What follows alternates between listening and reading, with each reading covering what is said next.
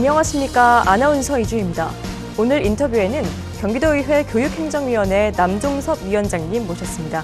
위원장님 안녕하세요. 네, 안녕하세요. 경기도의회 교육행정위원장 남종섭입니다. 반갑습니다. 네, 반갑습니다. 네. 위원장님 먼저 반가운 소식이 들리고 있는데요. 이 지역군의 학교 신설이 드디어 이루어졌다고 합니다. 여기에 대한 설명 부탁드리겠습니다.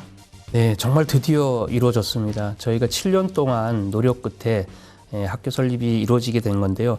지난 10월 28일 교육부의 조건부지만 중투에 통과가 됐습니다. 여기에는 세 번째 저희가 도전을 하게 되는데요. 그 청년마을 영덕 이동 주민들이 아주 오랜 염원이 실현됐다고 볼 수 있습니다. 사실 이 학교를 설립하기 위해서 관계 주민분들, 그다음에 교육청, 그다음에 우리 특히 국방부 부지를 협의를 잘해 주신 우리 지역의 김민기 국회의원께도 감사의 말씀을 좀 드리고, 사실 이거를 위해서 제가 수차례에 걸쳐서 우리 유은혜 교육부 장관님하고도 면담을 가졌었고, 거기에서 당위성에 대해서, 학교 설립의 당위성에 대해서도 굉장히 설명을 한 기억이 납니다. 근데 사실 청년마을의 학교, 중학교가 그렇게 소원하게 된 거는 거기가 수요도 수요지만 굉장히 멀리 아이들이 이렇게 좀 통학을 해야 되는 그 불편함이 있기 때문에 그 주민들이 열망이 굉장히 컸었고요. 그다음에 저희가 이제 한 총 사업비가 한 380억, 한 400억 정도 들여가지고 중학교가 설립되는데, 그곳에는 주민들이 이용하기 편리한 주민센터도 들어오고요. 그다음에 파출소도 들어올 예정이고, 그다음에 주민들이 이용할 수 있는 스포츠 공간도 들어올 예정이고, 그다음에 그 주변에 군부대가 사실은 이전부터 이게 한 10년 넘게 20년 가까이 폐건물로 이렇게 방치가 돼 있었는데, 이거를 좀 학교가 들어옴으로 인해 가지고 그 주변이 굉장히 놀라울 정도로 변화되는 모습을 볼 수 있어서 저는 그것도 또한 학교 설립과 더불어 큰 일이라고 이렇게 생각이 됩니다. 아울러서 학교 설립에 많은 신경을 써주신 주민분들과 교육청 관계자분들, 그다음에 김민기 의원님께 감사를 드립니다. 예. 네, 계속해서 지역구 얘기 더 해보겠습니다. 지금까지 의원님께서는 기흥호수 공원화를 위해서 최선의 노력을 다 해오셨는데요. 현재 공원화를 위해서 추진 중인 사업과 그리고 주요 현안들은 어떤 것들이 있을까요? 기흥호수는 경기 남부 지역 한 350만 명의 도민들이 사실 사용할 수 있는 굉장히 아주 경기도에서 세 번째로 큰 호수이기도 하고요. 이걸 공원화하는 사업 과정에서 도비가 굉장히 특이하게 많이 들어간 사례입니다. 용인시에는 있지만은 도비가 지금까지 투자된 게 뭐 46억에다 거의 5, 60억 정도가 지금 투자돼서 둘레길을 지금 조성한다거나 아니면 그곳에다가 벚꽃이나 아니면 메타세카이어 이팝나무 이런 거를 심게 되는데요. 사실 그 과정이 쉽지만은 않았습니다. 그 꽃나무를 심는 거는 농어촌 정비법상, 그러니까 유지 내에서는 나무를 심을 수 없다라고 이렇게 됐기 때문에 그 협의 과정에서 굉장히 힘들었고, 저희가 아주 옛날부터 생각해야 하던 게, 나에 살던 고향 그러면은 호수에 아니면은 거기에 복사꽃이라든가 아니면은 벚꽃이 좀 펴서 봄에 그 정취를 만끽할 수 있는 그런 호수 공원을 굉장히 원하거든요. 근데 실제로 지금 이제 도비가 투여되고 제가 물론 예산을 5억을 확보를 해서 그것은 나무를 지금 다 심었습니다. 내년 봄에는 정말 걷기 편한, 그다음에 화려한 그런 기흥호수가 되리라고 보고요. 그다음에 그곳에 그것뿐만이 아니라 전에는 이제 이 코스가 굉장히 어려웠어요. 그러니까 아이들하고 같이 걷기에는 지형이 좀 높아가지고 이렇게 오르락내리락하는 그런 지형들이 굉장히 많았었는데, 이번에 또 도비 예산을 확보를 해서 그 지형들을 평평하게 유모차가 갈 수 있는 어떤 그런 길로 거의 완성을 해 나가는 단계고요. 그다음에 하나는 그 호수가 굉장히 물이 안 좋을 때 국비를 들여가지고 좀 준설을 해서 한 10,000평 정도, 13,000평 정도의 부지를 조성을 해서 가을에는 코스모스, 그다음에 봄에는 유채꽃을 심어서 주민들이 힐링할 수 있는 그러한 공간으로 지금 변모해 나가고 있고요. 그다음에 마지막 단계에서 이제 둘레길 완성하기 위해서는 매정블루와 옆에 좀 이어지지 않는 부분을 빠른 시간 안에 좀 호수가로 산책을 할 수 있도록 지금 또 예산 18억 들여가지고 지금 공사하고 있고, 그것도 마찬가지로 도비 9억, 시비 9억 해서 마지막에 건널 수 있는 이제 다리를 지금 조성하는 계획을 갖고 있습니다. 이렇게까지 가기에는 지금은 주말 되면은 사람들이 몇만 명씩 찾아옵니다. 그렇게 좋은 공간을 만들어 놨었는데 한 가지 흠이 그곳에 수상 골프장이 둘레길을 가로막고 있어가지고 사실 저희가 올 봄에 계속 1인 시위도 하고 수상 골프장을 이제는 주민들에게, 도민들에게 좀 돌려줘야 된다. 그러니까 편하게 우리가 둘레길을 사용할 수도 있고 어떤 그 공간을 이용을 해서 주민 편의 시설을 갖출 수 있도록 좀 주민에게 돌려줘야 된다라고 많이 요구를 했고요. 그 결과로 1년 계약, 원래는 5년 계약이었었는데 지금은 1년 계약을 해서 법령이 바뀐 부분을 가지고 내년에는 다시 한번 저희가 요청할 계획입니다. 반드시 주민에게 조속하게 좀 돌려줘서 그 수변 공간들이 350만 명의 도민, 그다음에 용인 시민이 적극적으로 활용하고 힐링하고 그곳에서 삶의 여유를 찾는 그러한 공간으로 거듭나기를 바라고요. 더불어서 저희 도비를 지금 이번에도 특조금 도비 신청을 해놨는데 계속해가지고 그것은 꽃나무 식재와 그다음에 걷기 편한 둘레길을 위해서 저희가 조성을 할 거고요. 그곳이 정말 완벽한 공원이 돼서 우리 기흥구에, 용인시에 큰 자산이 될 수 있도록 그렇게 노력할 계획입니다. 예, 기흥호수 공원화를 위해서 국도 11을 지속적으로 확보를 해오셨고, 또 기흥호수 내 수상골프 연습장 철거를 위해서도 지속적으로 노력하고 계신다는 말씀이셨습니다. 다음 질문 드리겠습니다. 지난 2019년 폐교한 기흥중학교 건물을 활용해서 이 학생과 주민들이 함께 이용 가능한 시설로 탈바꿈을 하셨는데요. 이건 어떻게 가능했던 건지 설명 부탁드리겠습니다. 실제로 그곳에는 중학교가 두 군데가 있는데요. 신갈중학교랑 기흥중학교가 있었는데 길을 하나 사이에 두고 중학교가 양쪽에 있습니다. 그렇지만 사실은 적정 규모 학교는 중학교는 24학급 정도가 돼야 정상인데 여기는 좀 소멸하는 도시의 중심에 있다 보니까 11학급, 13학급 이게 전체 다 두 군데가 합쳐서 24학급이 안 되는 그런 상황이 있어가지고 이거는 학교를 하나 폐교를 하고 한 학교만 있어도 되겠다. 지금 사실은 기흥중학교가 이제 폐지되는 수순을 밟았는데요. 기흥중학교를 나중에 학교를 짓게 되면 그곳에다가 기흥중학교의 역사를 교명하고 역사를 이어가는 걸로 이렇게 협의를 사실은 한 상태입니다. 학부모들이랑. 어떤 시민들에게 돌려줘야 되겠다, 이 학교를. 지금까지는 학교를 위해서 많은 그 역할을 해왔는데 지금은 시민들하고 같이 공동으로 사용을 해야 되겠다 그런 생각이 들어서요. 기흥중학교에 제가 좀 요청을 한 거는 학생생활 스포츠센터를 짓는 거는 교육청에서 학생들을 위해서 하고, 그러니까 그것도 굉장히 중요해요. 학생들이 지금은 너무 운동을 안 해서 그러니까 비만이 좀 있을 수 있고 체력이 좀 딸린다라고 지금 이제 결과조사, 통계조사가 나와 있어요. 그래서 그곳에다가는 전국적으로 최초로 학생 종합 스포츠센터, 경기 학생 스포츠센터를 지어서 학생들의 체력도 검증하고 연구도 하고 그래서 학생 체력 발달에 도움이 될 수 있는 그러한 연구소 격으로 좀 하고요. 나머지 부분에 대해서는 제가 주민들을 위해서 이 공간을 다시 학교를 돌려줘야 된다라고 누누이 얘기를 했기 때문에 사실은 지금 구도심 지역에는 주차장이 굉장히 모자르는 지금 상황입니다. 법령이 미비해서 옛날에는 주차장이 없거나 아니면 한 대거나 이렇게 했었는데 지금은 가족에 대개 보면은 이제 식구당 차 한 대씩 있거나 그래서 굉장히 자동차 대수가 늘어났기 때문에 우선 공영 주차장을 좀 확보를 하자. 그다음에 두 번째는 시민들이 자유롭게 이용할 수 있는 수영장이라든가 다목적 체육관을 지어서 그 지역에 시민들이 충분하게 활용을 할 수 있는 그런 공간을 돌려줘야 되겠다. 이런 생각이 들어서 제안을 했고요.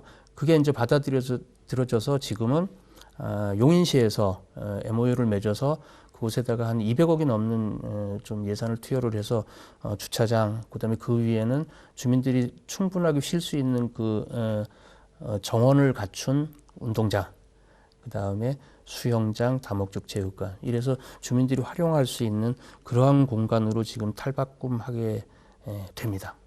예, 이렇게 의원님께서 오랫동안 노력을 해오신 덕분에 용인 시민들의 생활체육 인프라가 더욱 확장되고 있는 것 같습니다. 네, 위원장님께서는 기흥 호수 사랑 못지않게 어린이 사랑도 유별나신 걸로 알고 있는데요. 이런 특색 있는 어린이 공원 조성에 또 많은 도비를 확보해 오신 것으로 알고 있습니다. 현재 어떤 사업들이 진행이 되고 있나요? 제가 이제 꿈이 뭐였었냐면 아이들이 좀 자유스럽게 좀 놀이터에서 가서 접근하고 쉽게 놀고 마음껏 뛰노는 어떤 그러한 거를 항상 꿈꿔왔었는데, 그러려면은 아이들이 지금 학교에 가면은 그네, 그다음에 미끄럼틀, 이렇게 정형화된 놀이기구밖에 없었어요. 근데 이 틀을 깨나가는 게 중요하다 이렇게 생각을 해서, 사실은 뭐 편혜문 선생도 모셔다가 창작, 상상 놀이터도 한번 구상을 해보고 여러 가지 했는데, 그래서 도비를 굉장히 좀 그쪽에 집중적으로 투자한 것 같아요. 한 4군데 정도 투자를 해서 각각 액티비티한 어떤 학생들이, 고학력 학생들이 뛰어놀 수 있는 모험의 놀이터, 아니면 저학생들이 아기자기하게 놀 수 있는 유아용 놀이터, 아니면은 에너지 놀이터, 에너지 발전에 대한 어떤 그러한 것들을 직접 체험해 볼 수 있는 체험형 놀이터, 아니면 친환경 놀이터, 이렇게 해가지고 몇 군데 계속해가지고 좀 놀이터를 만드는 것 같아요. 이게 아마 나중에는 놀이터를 지도를 만들어서 지역에, 그래서 학생들이 오늘은 이 놀이터에 가서 놀으면 어떤 재미가 있고, 오늘은 저쪽에 가 있는 그 공원 놀이터에 가면은 거기는 무슨 놀이가 있고, 뭐 이렇게 선택을 해서 아마 가는 날이 오지 않을까 이렇게 생각이 되고요. 저는 지역에서 그 부분에 대해서는 앞으로 더 확대할 방침입니다. 예, 알겠습니다. 위원장님이 교육행정위원장님으로서 지금까지 이룬 성과에 대해서도 설명 한번 부탁드릴게요. 저희가 무상교육 시리즈에서 이제 어떻게 보면 무상급식, 무상교복, 그다음에 무상교육, 이렇게 3대 시리즈가 있는데요. 경기도에서 저는 주도했다라고 이렇게 얘기를 해도 과언이 아닐 거라고 생각이 됩니다. 아이들 밥 먹여야죠, 무상급식. 아이들 입혀야죠, 무상교복. 그다음에 아이들 의무적으로 편안하게 학교를 다닐 수 있어야죠. 그래서 무상교육까지 저희가 경기도에서 굉장히 심혈을 기울여 가지고 이뤄낸 그 성과라고 그 생각이 되고요. 지금은 이제 그 세 개가 안정적으로 지금 자리를 잡고 있는 것 같아요. 그래서 이번에 무상급식 같은 경우에는 급식 비용과 식품 비용과 인건비 비용 분리하는 문제, 뭐 교복 문제는 사실은 현물 지급이냐 현금 지급이냐, 이러한 아주 지금 첨예하게 이제 토론하고 있는 중인데, 그것도 다 발전을 위한 어떤 하나의 그 방법이라고 생각을 하고요. 그 외에도 이런 교육 시리즈 외에도 저희가 뭐 미세먼지를 위해서 실내 체육관 건립이라든가 스마트 스쿨, 미래 학교라든가 이런 정책적인 면에서는 굉장히 많이 지금 진행되고 있다 이렇게 말씀을 드리겠습니다. 네, 고등학교 무상교육, 무상급식 등의 성과를 설명을 해주셨는데요. 예, 이와 더불어서 2021년 교육재난지원금 지급에 대한 설명도 한번 부탁드리겠습니다. 교육재난지원금은 하반기 때 저희가 5만 원씩 교육재난지원금을 지급한 사례가 있는데요. 근데 그때 당시에 지금 타 시도에서는 경북 같은 경우는 한 30만 원 지원을 했어요. 이게 지원하게 된 이유는 뭐냐면, 지금 학력 격차가 굉장히 심해지고 있고 팬데믹 상황에서 그렇기 때문에 저희가 교육 경비도 굉장히 많이 지금 투여된다 그래요. 거의 뭐 한 30% 이상이 늘어났다 그러는데, 이런 학부모들의 이 부담을 좀 경감시키고, 그다음에 이 팬데믹 상황에서 어떤 지역 경제 살리기 차원에서 저희가 재난지원금을 1인당 학생 1인당 5만 원씩 지급했었는데, 이번 아마 지금 본 예산에, 아니 이번 3차 추경에 저희가 그동안 지급을 못했던 다른 데는 거의 10만 원을 재난지원금을 지급을 했거든요. 근데 경기도에서는 그때 예산 상황이 여의치 않아서 5만 원씩 지급했었는데, 이번 추경에 나머지 5만 원을 더 보태서 그러니까 이제 결국은 10만 원씩 되는 거죠. 그래서 지금 3차 추경에 저희가 예산을 신청을 좀 교육청에다가 지금 좀 편성을 하라라고 지금 예산을 지금 요구해 놓은 그 상황이 있습니다. 예, 앞서 말씀하셨다시피 교육행정위원장님으로서 많은 성과를 이루셨는데요. 지금 추진되고 있는 주요 교육정책 현안들은 어떤 것들이 있을까요? 좀 우선 그린 스마트 미래학교 추진이 교육부에서도 얘기를 했고 경기도에서도 굉장히 관심이 많은 사업이라 우선 추진을 지금 하고 있습니다. 그래서 40년 이상 된 학교를 하드웨어적으로 지금 열린 공간을 만들어서 아이들에게 창의적인 어떤 그런 생각을 키울 수 있는 그런 학교를 만들어 보자. 그래서 지금 그린 스마트 미래학교 추진을 지금 하고 있는 상태에 있고요. 이게 뭐 향후 5년간 40년 이상의 학교는 모두가 다 좀 변형을 시킬 계획을 가지고 있습니다. 예산도 많이 들고요. 그다음에 저희가 좀 학생 통합 지원 조례를 제가 조례 발의를 했는데 이 조례를 발의하기까지는 초등학교 저학년이면 8살, 9살, 10살, 1, 2, 3학년은 굉장히 어리거든요. 우리나라는 맞벌이가 한 70%가 돼요. 경기도, 특히 경기도는. 그런데 그 맞벌이 하는데 아이들을 혼자 학교를 보내야 되는데 초등학교 1학년을 사실 부모 입장이라면 보내기가 쉽지가 않습니다. 그것도 거리가 집 옆이고 가까운 곳이라면 보낼 수가 있는데 이게 1km, 2km, 3km까지 떨어져 있는 경우가 있는데 그렇다고 학부모님들이 아이를 케어하기 위해서 직장을 그만두고 아이 통학을 시켜주고 이러는 거라면 물론 안전이야 지켜지겠지만 사회적 손실이 너무 많다. 그래서 지금은 이제 제가 생각하기에는 앞으로 미래 학교는 아이들이 집을 떠나서 그러니까 학교에서 돌아올 때까지 이 모든 것을 학교에서 책임져 줘야 되는 거 아닌가 이렇게 해서 지금 이제 예산도 투여되고 지금 시작할 예정입니다.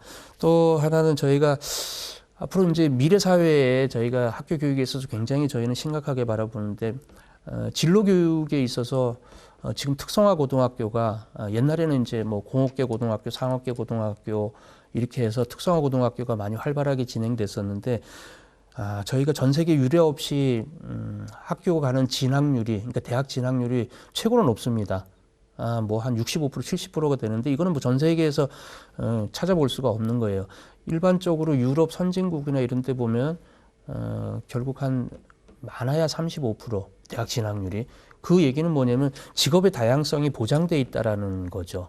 그러니까 우리 사회도 미래에서는 직업의 다양성이나 아니면 학력 위주의 어떤 이런 사회들이 계속해가지고 좀 변해야 된다라고 생각하지만 아직까지도 저희 인식 속에서는 아직은 좀 학력 사회 이런 게 뿌리 박혀 있기 때문에 지금 저는 그래서 이번에 좀 직업 교육을 좀 강화를 해서 우리도 다양한 진로 교육 그다음에 다양한 사회 이거를 좀 정착시켜야 된다. 그래서 심각하게 바라보고 있고 경쟁력 강화를 위해서 이번에 좀 예산도 좀 증액하고 좀 담아봤고요.